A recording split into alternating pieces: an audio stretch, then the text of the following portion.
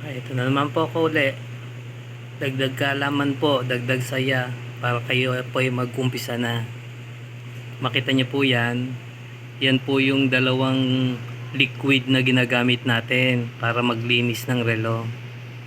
Ito pong nasa green na cup na ito, yan po yung malabo kung tawagin natin, malabong fluid.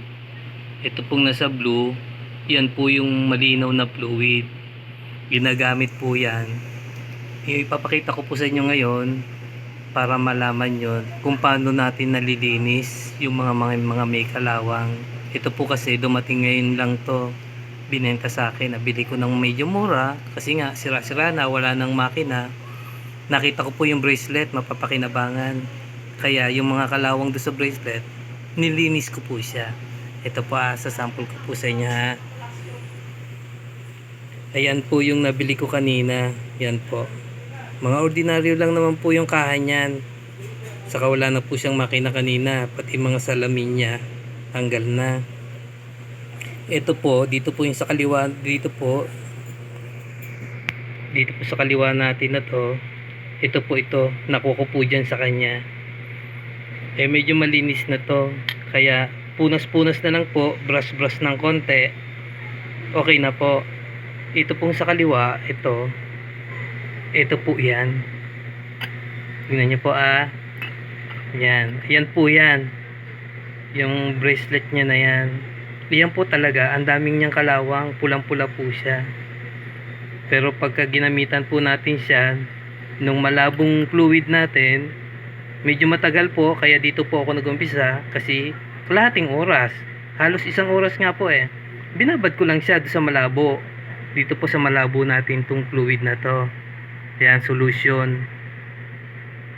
Ngayon po, nung nakita ko ng malinaw na siya, yung mga kalawang namulan ng maigi tong tubig natin, yung fluid natin na to na malabo, pinalitan ko na po siya. Ang pinalit ko naman po, itong fluid natin to, yung malinaw na fluid. Yan po, yung malinaw. Kaya nung binabad ko, ito na po siya ngayon, yung malinaw na fluid natin. Ito. Galing niyo po Yan po. Yan po kanina talaga.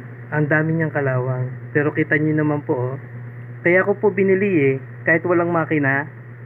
Kasi yung bracelet nakita ko na pwede nating mapakinabangan pa. O di may bebenta natin ng magandang presyo. Kahit nabili natin medyo mura, itatapon na nga Talagang ibibigay na po sa atin. Tayo na naman ang magtsatsaga na maglinis sa kanya. Yan po.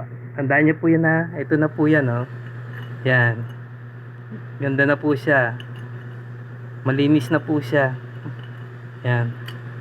Kaya konting babad pa po yan mamaya. Pag pinatiyo ko na, i-display. Pag may naghanap, bibilin. Ito lang po yung brush natin. Yung mga pinapakita ko sa inyo minsan, ito yung mga sample nating brush na ito. Yan po, kabilaan po yan. Ito po yan, dito po yan. Habang nakababad, babrush-brushin natin ganyan para yung mga singit-singit niya mawala, yung mga itim na kalawang niya. Ayan, para mawala po, lumabas yung kulay na gold niya. Bigyan nyo lang po. Para lang po tayong nag-aantay ng bagong customer natin. So, di pag wala tayong customer na ngayong inaasikaso, yung nakababad natin, aasikasuhin natin. Di may nagagawa po tayo sa maghapon natin. Yan, tandaan nyo po yan Malaking tulong po yan para sa budget natin buwan-buwan.